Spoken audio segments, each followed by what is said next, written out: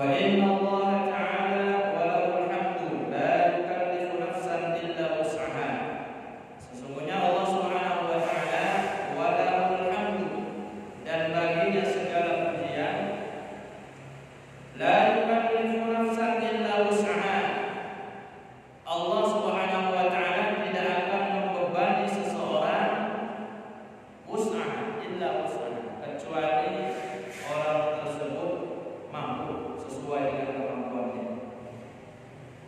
Wa in kana lahu dzalika law aradahu wa amara bihi. Meskipun bagi Allah Subhanahu wa taala berhak untuk membebani itu apabila Allah menghendakinya dan memerintahkan dengannya. Bahasa sederhananya saya, kalau Allah kepengen untuk membebani seseorang itu di luar batas kemampuannya, Allah berhak. Allah berhak.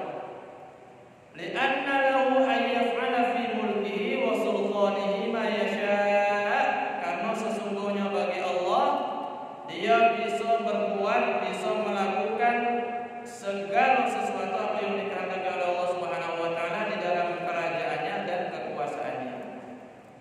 Walakinnahu subhanahu qad khaffafa wa yassara. Akan tetapi Allah Subhanahu wa taala kepengen kita ini gampang, tidak salah. Walakinnahu subhanahu qad khaffafa wa yassara. Akan tetapi Allah Subhanahu wa taala telah meringankan, memudahkan bagi hamba-Nya. Jadi kita ini bapak-bapak dulu-dulu dalam menjalankan agama ini tidak usah memberat ke diri kita dulu. Sebab Allah itu meringankan kita dalam melaksanakan aktivitas dalam beragama. Kami baca di dalam kitab Mawa'idul Usturiyah. Kitab ini dikarang oleh Syekh Muhammad bin Abu Bakar Al-Usturi. Al-Fajirur Raji. Ini adalah hadis Nabi sallallahu alaihi wasallam. Al-Fajirur Raji rahmatullahi ta'ala aqrabu ila Allah ta'ala min al-'abidil muqnitin. Orang berdosa yang mengharapkan rahmat Allah aqrabu ila Allah ta'ala min al-'abidil muqnitin, lebih dekat dengan Allah Subhanahu wa taala daripada seorang yang ahli ibadah yang memutuskan rahmat Allah. Dari hadis ini ada sebuah kisah. Qala akhbarna an Zaid bin Aslam, telah mengabarkan kepada kami dari Zaid bin Aslam dari Umar, anna rajulan kana fil umamil madiyah, bahwasanya ada seseorang di zaman dahulu, orang ini yajtaidu fil ibadati, orang yang benar-benar ahli ibadah. Kalau ibadah dia bersungguh-sungguh dalam melakukan ibadah. Wa yushaddidu ala nafsihi, dan memberatkan dirinya dalam beribadah. Oke, kami terangkan mana maksud memberatkan diri dalam beribadah. Wa yaqnatun nasa min rahmatillah, dan memutuskan manusia dari rahmat Allah taala. Summa mata, kemudian ahli ibadah yang memberatkan diri dalam beribadah ini mati. Faqala ya Rabb, maka ahli ibadah yang memutuskan rahmat Allah dari manusia ini ngomong, ya Rabb, mali indaka, apa yang aku dapat dari sisi. Faqala, maka Allah Subhanahu wa taala berkata, an-nar, kau masuk neraka. Qala ya Rabbi, wahai Tuhanku, fa aina ibadati wa ijtihadi, mana ibadah aku ini, mana kesungguhan aku dalam beribadah, ganjarannya mana yang aku dapati. Faqala innaka kunta taqnatun nasa min rahmati fid dunya. Kata Allah, karena sesungguhnya kau sudah memutuskan rahmatku dari manusia di dunia. Fa ana aqnatul yawma min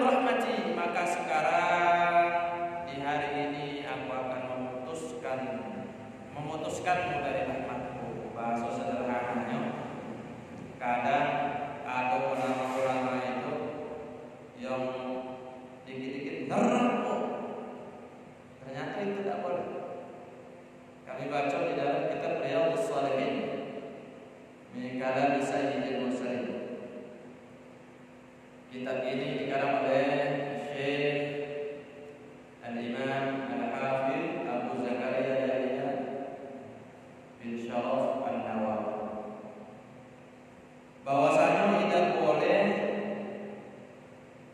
menyebut wong kafir sementara dia ahli la ilaha illallah Muhammadur Rasulullah.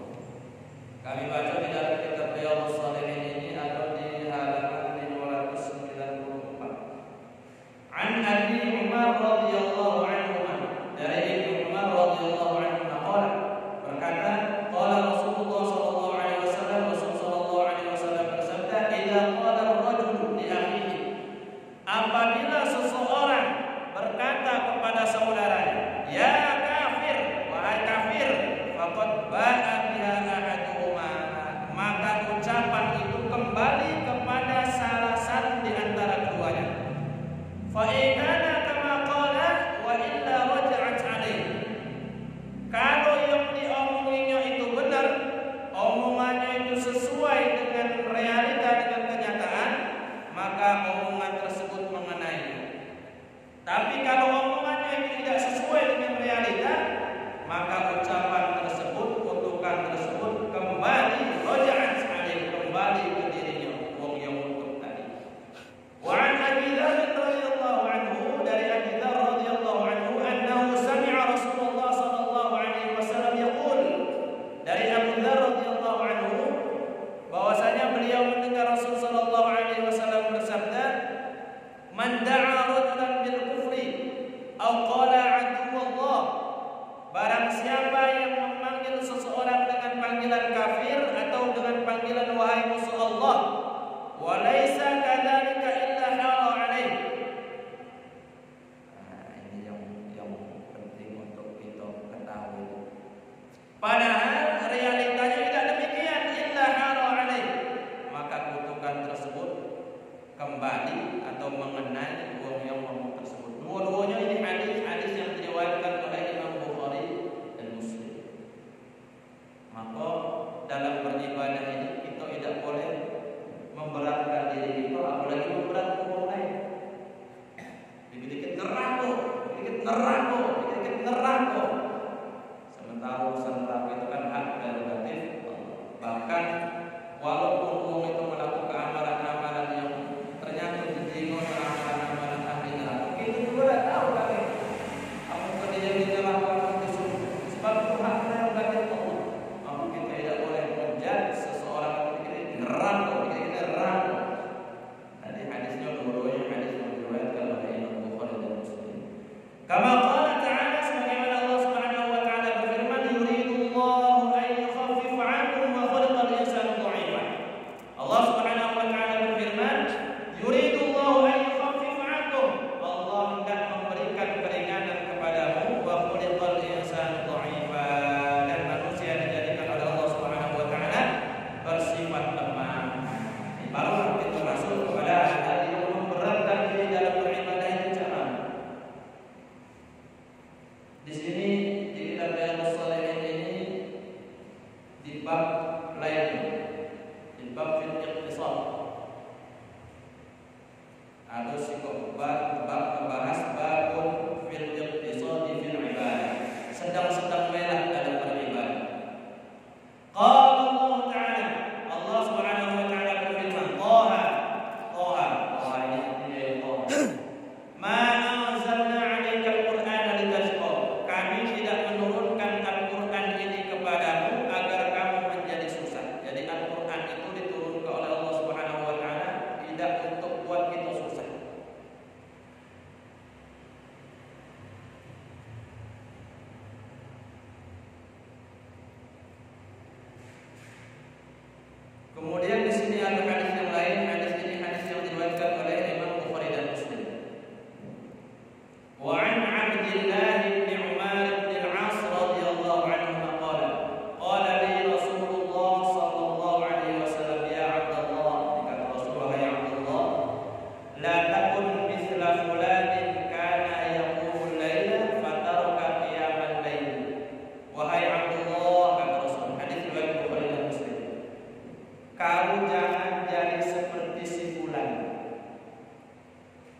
fulan itu kana yaqumul laila, dulu dia orang yang rajin tahajud, dulu dia rajin ahli ibadah salat malam. Fataraka qiyamal laila, kemudian dia tinggal ke salat malam. Artinya dia beber salat malam. Akhirnya dia tidak melakukan lagi salat malam. Biasanya ini kadang bulan Ramadan Al-Quran dibaca bulan Ramadan. Bulan Ramadan sudah lewat Al-Quran dibaca. Tapi jemaah masjid tahun akhir di kami yang tidak ada. Bukan tidak baik-baik itu, tapi jangan sampai amalan kebaikan itu putus. Dikeber terawih, sholat malam, selesai puasa, tak kaki lagi sholat malam. Nah, ini jangan sampai kita cek.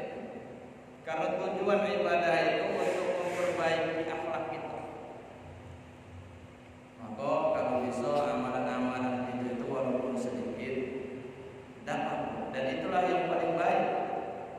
Itulah amalan yang paling dicintai oleh Allah Subhanahu wa taala. Wa an Aisyah radhiyallahu anha, dari Aisyah radhiyallahu anha, anna Nabi sallallahu alaihi wasallam bersabda, bahwasanya Nabi sallallahu alaihi wasallam bersabda, dakhala 'alaiha wa 'indaha imra'atun. Nabi masuk ke rumah, kemudian di sisinya ada seorang perempuan, ada tamu. Jadi rumah Nabi ini ada tamu dari istri Nabi Sayyidatuna Aisyah radhiyallahu anha. Man hadhihi? Maka Nabi sallallahu alaihi wasallam nanya kepada Sayyidatuna Aisyah, siapa ini? Qalat, maka Sayyidatuna Aisyah menjawab, hadhihi fulanah tadhkuru min salatiha. Maka Sayyidatuna Aisyah menjawab, ini fulanah, perempuan ini wong yang rajin sholat, banyak sholatnya. Qala ma alaikum bima tutiqun, jangan demikian, kata Nabi sallallahu alaihi wasallam. Hendaklah kalian melakukan amal sesuai dengan kemampuannya, katanya. Karena ada wong berjanji sama Nabi, aku bakal puasa sepanjang tahun, aku bakal sholat sepanjang malam tidak setiduran. Kata Nabi, jangan cak itu. Fa wallah, demi Allah, kata Nabi, la yamallu Allahu hatta tamallu. Insyaallah Allah tidak bosan menerima amal hambanya sampai hamba tersebut bosan dalam beramal. Jadi Allah itu tidak bakal pernah bosan dari amal seorang hamba, melainkan hamba tersebutlah yang bakal bosan dalam beramal. Wa kana a'abbud din ilaihi ma dawama sahibuhu alaihi, muttafaqun alaihi. Dan amalan agama yang lebih dicintai oleh Allah Subhanahu wa taala adalah amalan yang terus-menerus dilakukan oleh pelakunya. Jadi bapak-bapak, ibu-ibu, tak apa amalan itu sedikit, asal continue, asal terus-menerus. Sehari seayat Al-Quran kita baca. Jangan dikira mudah itu. Seayat dikit, tapi kalau tidak istiqomah, saronya sehari seayat dibaca, sehari seayat. Tak apa sedikit-sedikit, asal istiqomah. Sebab jangan sampai itu teman-teman, akhirnya kita bosan deh dalam melakukan ibadah.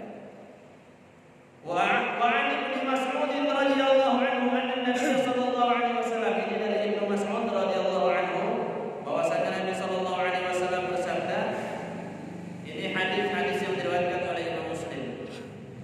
Halakal mutanatti'un, kata Nabi, binasalah orang-orang yang berlebih-lebihan. Qala thalathan, Nabi bersabda mengulangi hadis ini sebanyak 3 kali. Siapa itu al-mutanatti'un? Al-mutanatti'un itu al-muta'ammiqun al-mushaddidun fi ghairi mawdi'it tashdid. Mutanatti'un ini wong yang berlebih-lebihan dan memaksakan diri dalam hal-hal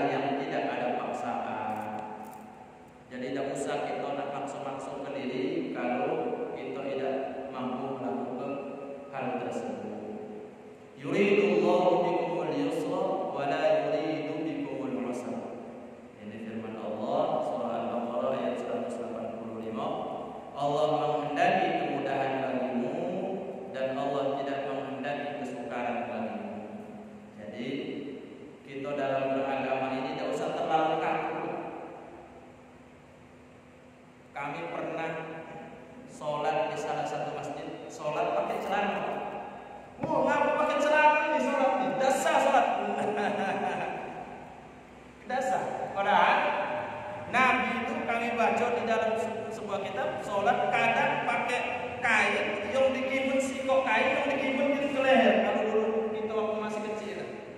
Ini kepengen nunjukin bahwasanya dalam beragama kita usah terlalu kaku, fleksibel kan. Yang penting bagus-bagus minimalnya kita bisa jangkau. Ini bagusnya bukan ngomongin kesunahan lain lagi. Baik bagi untuk bagi wong awam, Nabi kepengen nunjukin bahwasanya dalam beragama ini tidak usah terlalu kaku. Maka kemarin kami ngomong kalau ada dulur-dulur yang belum baca Quran, yang belum baca Al-Fatihah, sholat baik, insya Allah sah. Kalau memang dia dah belum bisa belajar baca Al-Quran di kalangan satu dan lain. Qala Imam Al-Ghazali rahimahullah taala fi Ihya, berkata Imam Al-Ghazali dalam kitab Ihya Ulumuddin, lamma nazala qauluhu ta'ala. Jadi Imam Sayyid Al-Allamah Al-Habib Abdullah bin Alawi Al-Haddad menukil pendapat Imam Al-Ghazali di dalam kitab Ihya ketika turun ayat lillahi ma fis samawati wa ma fil ardh, kepunyaan Allah lah segala apa yang ada di langit dan di bumi. Wa in tubdu ma fi anfusikum aw tukhfuhu yuhasibukum billah.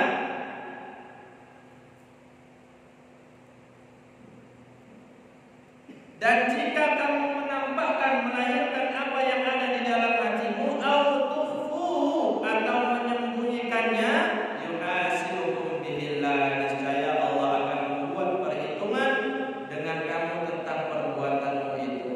Jadi apa yang kita ucap dari mulut kita atau yang tersembunyi di dalam hati kita itu bakal dipertanggungjawabkan di hadapan Allah. Jadi bisikan hati. Belum titik, ini masih koma. Masih koma, belum titik. Syaqqa dzalika ala ashabi Rasulillah sallallahu alaihi wasallam. Maka sahabat-sahabat Nabi terasa berat. Pas turun ayat Nabi, turun ayat ini, sahabat-sahabat Nabi terasa berat. Apa yang di dalam hati baik ini bakal dipertanggungjawabkan. Bisikan hati baik bakal dipertanggungjawabkan, kata sahabat Nabi. Faja'u ilaihi wa qalu, maka para sahabat Nabi tadi datang kepada Nabi sallallahu alaihi wasallam dan berkata, ya Rasulullah, wahai Rasulullah, kullifna ma la nutiqu, kami dibebani dengan sesuatu yang tidak bisa kami lakukan ya Allah. Wa fa'inu minal ayatil mu'akhadata wal muhasabata hatta ala hadithin nafsi. Karena sahabat Nabi memahami ayat ini bahwasanya di dalam ayat lillahi ma fis samawati wa ma fil ardh wa in tubdu ma fi anfusikum aw tukhfuhu yuhasibukum billah, ada sanksi atau hukuman, wal muhasabata, dan perhitungan, sampai hadithin nafs. Hadithin nafs ini bisikan hati. Berat ya Rasulullah, ampun kayaknya kami tidak sanggup ini ya Rasulullah. Faqala lahum, maka Nabi berkata kepada para sahabat Nabi, aturiduna an taqulu kama qalat banu Israil sami'na wa 'asayna. Kata Nabi, wahai para sahabatku,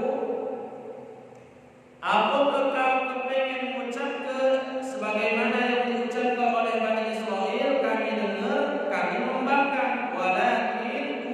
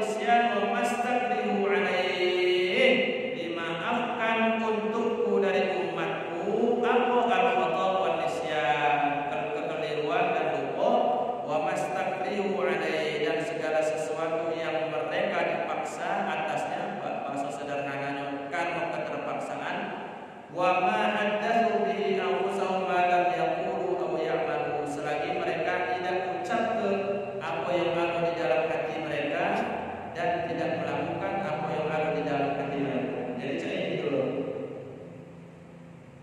Selagi kita belum mengucapkan apa yang ada di dalam hati kita, maka itu tidak bakal dihitung sebuah dosa.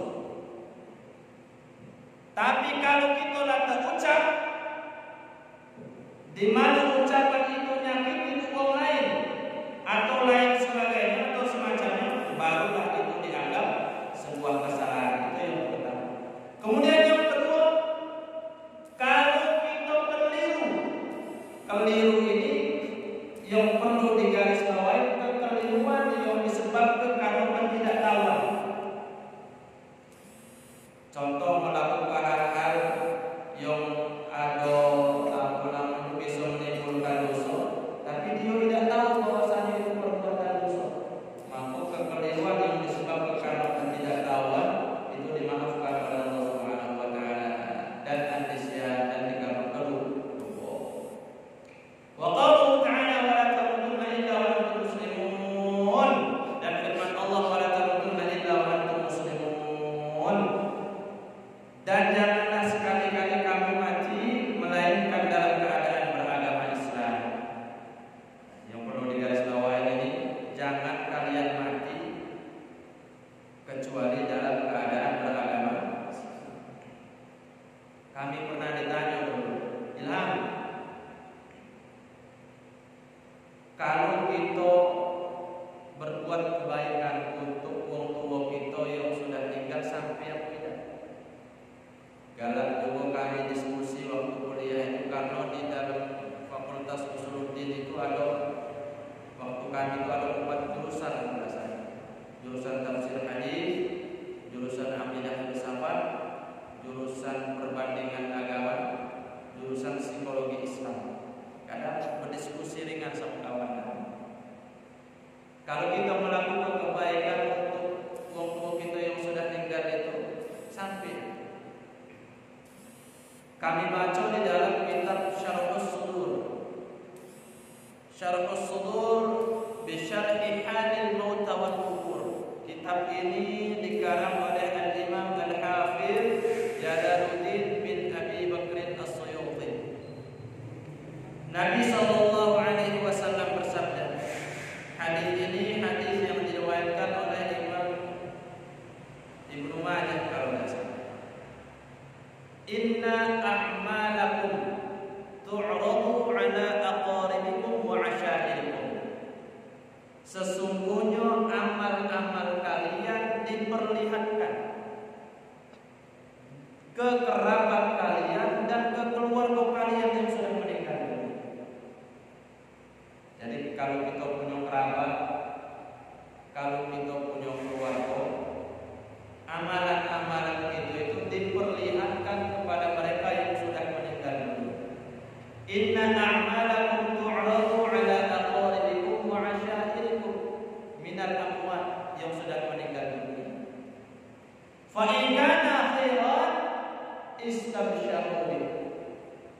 Kalau kita membuat kebaikan, maka kerabat kita yang sudah meninggal tadi, keluarga kita yang sudah meninggal tadi, istabsyaru, mereka senang. Allah. Kalau kami pribadi, kalau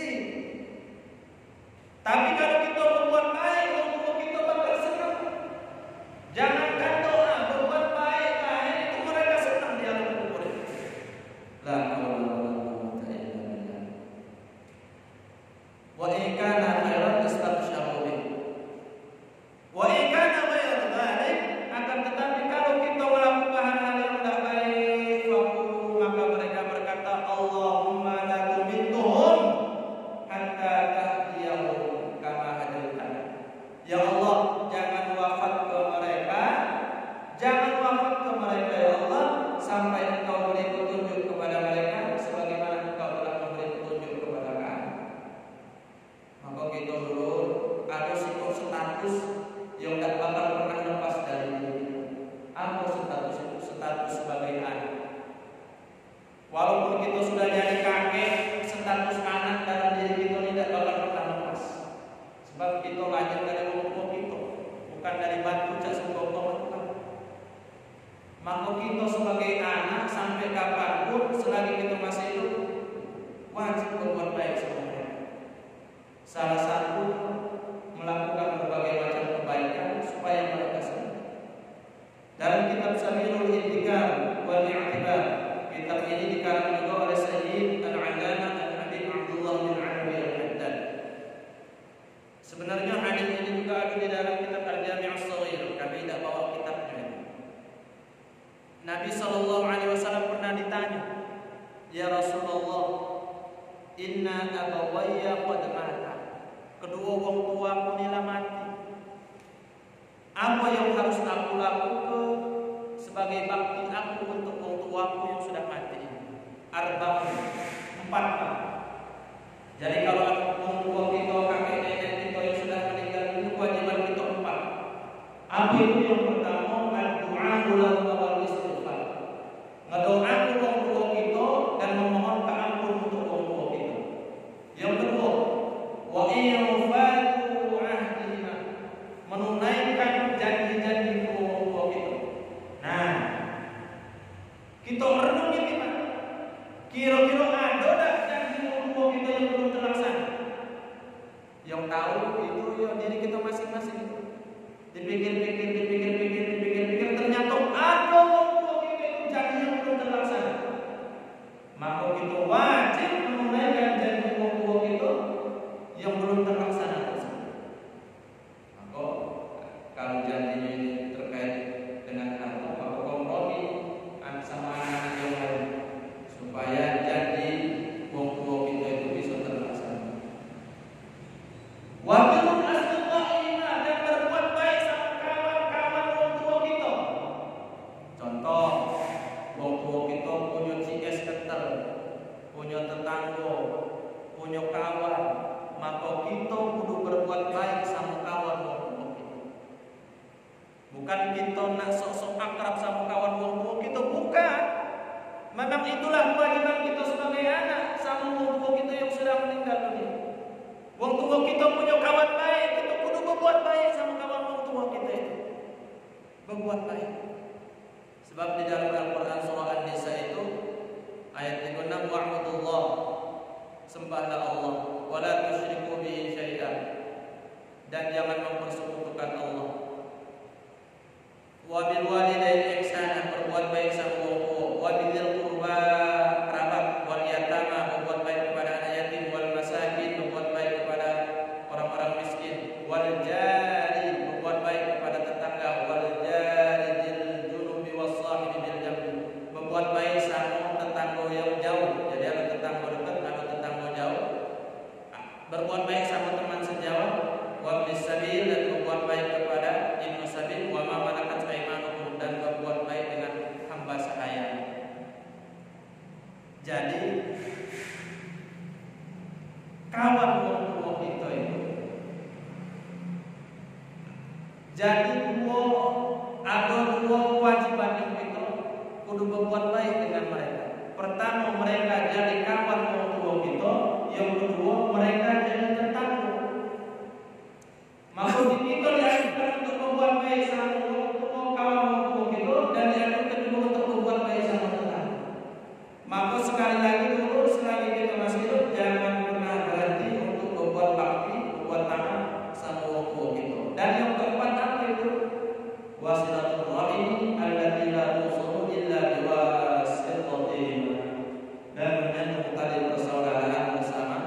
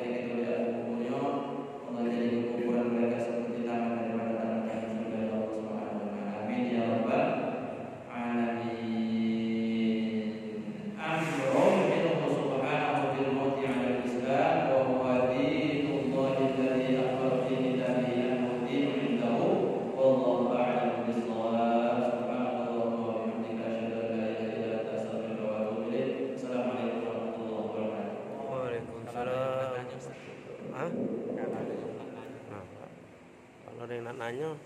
Boleh Ustaz nanya Ustaz.